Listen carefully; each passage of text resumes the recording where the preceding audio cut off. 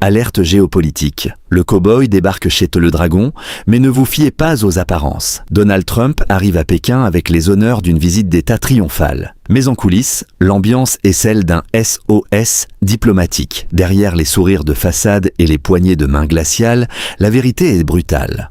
Trump débarque la queue entre les jambes. Coincé par ses propres échecs au Moyen-Orient, il vient chercher à Pékin une bouée de sauvetage que Xi Jinping n'est pas prêt de lui lancer gratuitement. L'Amérique est-elle en train de perdre son statut de superpuissance en direct?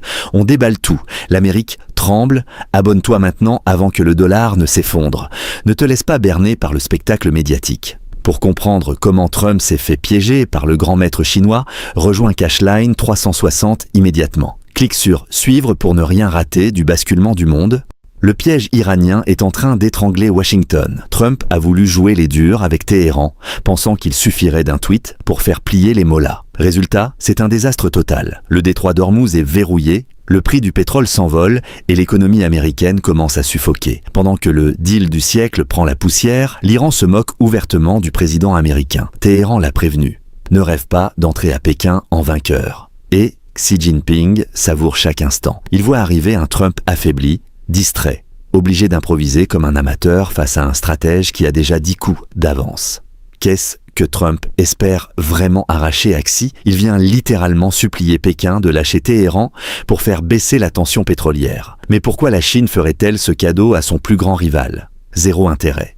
Au contraire, Pékin profite du chaos pour rafler le brut iranien à prix cassé via ses raffineries clandestines. C'est un braquage énergétique en plein jour. Et sur le plan commercial, le constat est identique. Trump veut des concessions sur l'IA et les droits de douane. Mais il oublie que Pékin a déjà gagné la guerre des terres rares en 2025. Trump a déjà plié, et Xi le sait parfaitement. Taïwan, le sujet est mis sous le tapis, car Xi sait que l'Amérique, enlisée au Moyen-Orient, est incapable de pivoter sérieusement vers l'Asie. Pourtant, le cérémonial chinois est grandiose, 39 marches rouges, une garde d'honneur triée sur le volet, des spectacles à l'Opéra de Pékin.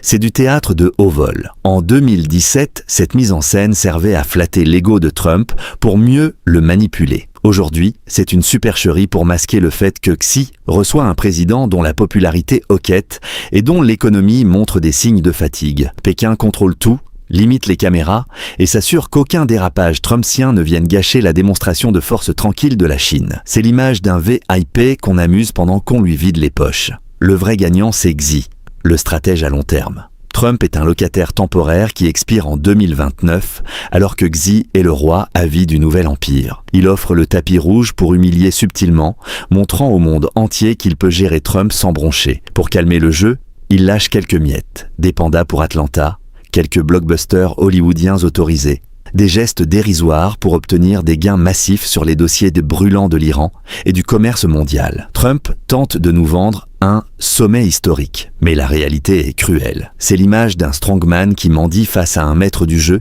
qu'il a déjà maté. Si aucun accord concret ne sort de cette visite, ce sera la preuve définitive que l'Amérique trumpienne est un colosse aux pieds d'argile, incapable de tenir tête à la montée en puissance de l'Asie. Et vous, qu'en pensez-vous?